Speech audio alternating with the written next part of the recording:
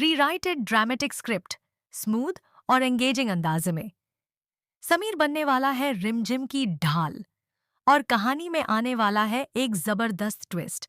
पूर्णिमा की रात पर बड़ा ऐलान होने वाला था कि समीर अब सिंगल है। उसकी शादी अमायरा से नहीं हुई, बल्कि उसने दुनिया से यह सच छिपा रखा था कि उसकी शादी रिमझिम से हो चुकी है। इतना ही नहीं, समीर ने रिमझिम से वादा भी ले लिया था कि वह कभी इस रिश्ते का सच किसी को नहीं बताएगी। लेकिन किस्मत को कुछ और ही मंजूर था। रिमझिम भोलेनाथ के मंदिर में समीर की सलामती के लिए पूजा कर रही होती है। तभी वहां पहुंचती है राजवीर की माँ।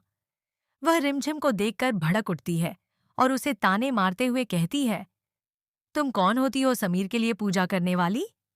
रिमझिम चुपचाप प्रार्थना करती रहती है, लेकिन बात बढ़ जाती है।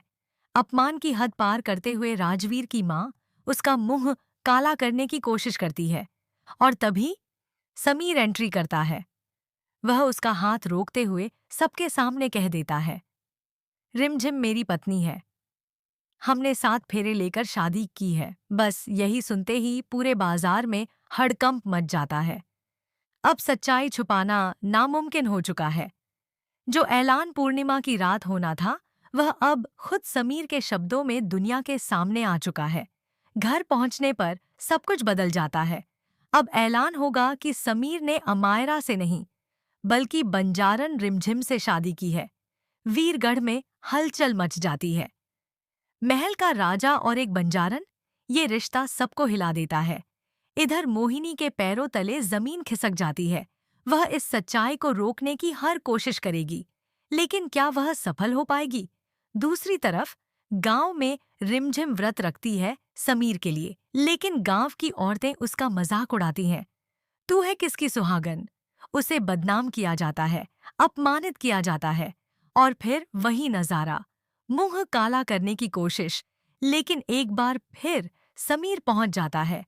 इस बार वह पूरे गांव के सामने कहता है, रिमझिम समीर सिंह शेखावत की पत्नी है।